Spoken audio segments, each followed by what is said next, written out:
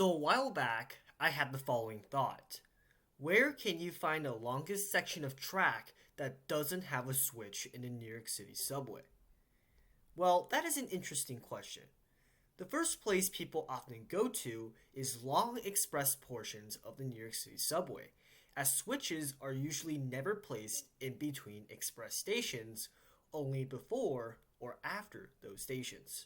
So 59th to 125th on Central Park West would be the first answer, as it is the longest express run in the entire system, clocking in at around 3.35 miles. But there are switches in between 72nd and 81st, meaning that there isn't 3.35 miles of track that are free of switches. Only 2.25 miles of track on Central Park West that are free of switches, which is a good start, but there are places that can easily beat this section. So, if the longest express run doesn't have the longest portion without switches, then what about the second longest express run? Well, that express run is between 3rd Avenue, 149th Street to East 180th Street on the IRT White Plains Road line at 3.32 miles. But there is a switch at Jackson Avenue and just outside East 180th Street, so the switch-free section is about 2.6 miles, which beats out Central Park West's record. Remember what I said about 59 to 125th on Central Park West being the longest express run in the entire system? Well, I sort of lied. 59 to 125th on Central Park West is the longest revenue express run, but there are non-revenue express tracks that rival Central Park West. The longest non-revenue express run in the system goes to the BMT Sea Beach Express at 5.3 miles.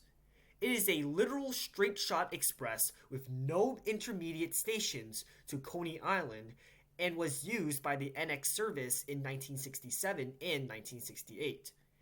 It has since been discontinued due to low ridership, but we can assume that there will be few, if any, switches in between the run. Well, outside of Kings Highway, there are a few switches, plus more switches at 86th Street. Yet even with all of that, the section without switches clocks in at around 2.9 miles, beating out the White Plains Road record. So far, we only talked about express sections, but what about two-track lines? What is the furthest distance between any two stations on the New York City subway system? As again, switches aren't placed in between stations, only before or after it. Well, that honor goes to the Howard Beach and Broad Channel stations. Clocking in at 3.6 miles, the distance beats out the longest express run in the system, the Central Park West Express. But switches exist right before the bridge, which lowers the switch-free section to 2.8 miles, which is just short of the 2.9 mile record of the Sea Beach record. So, is that it? 2.9 miles is the furthest one can go without encountering a switch? Not quite. We did not factor multiple stations. You see, switches are not placed at every station, or it will be a pretty miserable experience riding it. Imagine hearing this every time you left or entered a station. Anyway, my point is that some stations don't have switches, so what is the longest stretch of stations that don't have a switch before or after it? Well, most of the long ones would be around 5 or 6 stations long, and they would usually clock in around 2.5 miles. But the top overshadows the rest. That would be on the BMT Brighton line, from the end of Prospect Park to the end of Kings Highway. 8 stations in between don't have switches.